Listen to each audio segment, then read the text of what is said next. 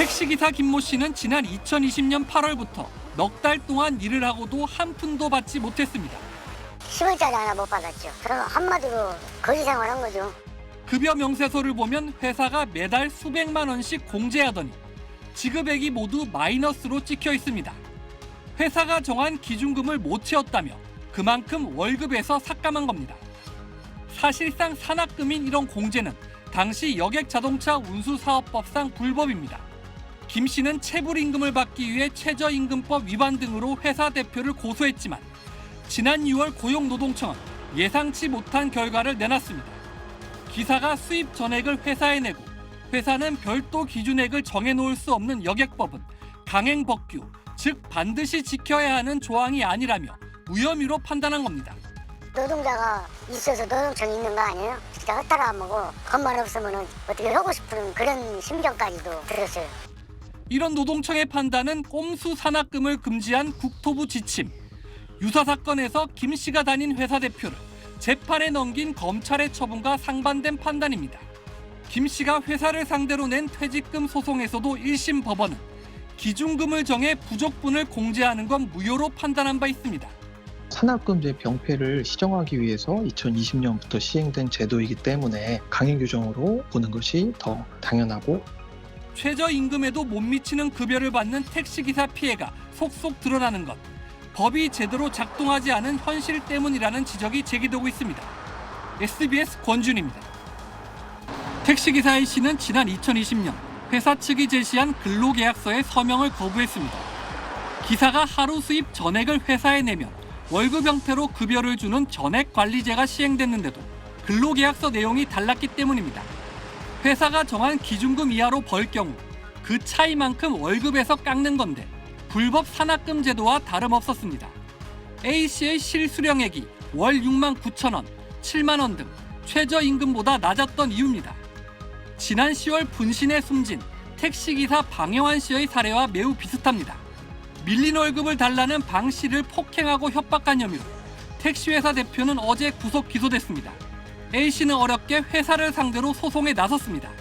최근 1심 재판부는 택시회사가 임금 1,400만 원을 지급하라고 판결했습니다. A씨의 택시회사는 숨진 방 씨가 소속된 회사와 서로 다르지만 같은 동훈그룹 산하 계열사입니다. 인터뷰를 아예 안 하셨어요? 일단은 별도로 나중에 할 거니까요. 동훈그룹 내 택시업체는 모두 21곳입니다.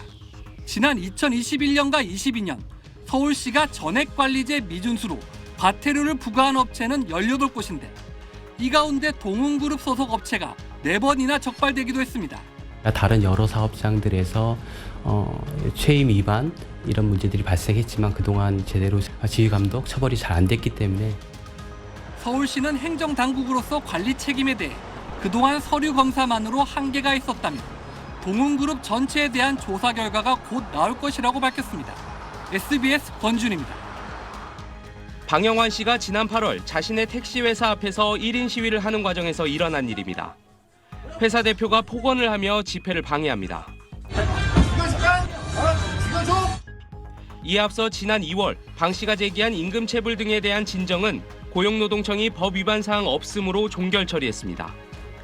밀린 임금을 지급하라, 택시 완전 월급제를 시행하라는 방 씨의 외침은 이렇게 외면받았습니다. 지난 9월 방 씨는 자신의 몸에 불을 붙였고 열흘 만에 숨졌습니다.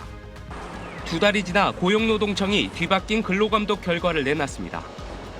이 택시회사가 퇴직금과 휴일수당, 연차수당, 최저임금 등 모두 6,700만 원을 지급하지 않아 근로기준법과 최저임금법 등 5개 사항을 위반했다는 겁니다. 방 씨에게 주지하는 임금은 1,500여만 원에 달했습니다. 뒤늦었지만 그 결과가 나온 것이 다행이죠. 이제 고의는 명예가 회복된 것 아니냐 이렇게 생각되는데, 검찰은 방 씨의 택시회사 대표를 특수협박 등의 혐의로 구속영장을 청구했습니다. 서울시는 방 씨의 택시회사가 속한 동훈그룹 계열사 등 254개 법인 택시회사 전체의 월급제 위반 여부 등에 대해 조사에 착수했습니다. 민원 들어온 걸 중심으로 이제 그 위반 사실을 확인하고서는 과태료 거듭했고요. 근데 이번에 100% 현장 점검을 해서 확인하고 있는 거죠. 노동청과 서울시, 수사기관 모두 방 씨가 숨진 뒤에야 그의 외침에 귀 기울이는 모습입니다. SBS 엄민재입니다.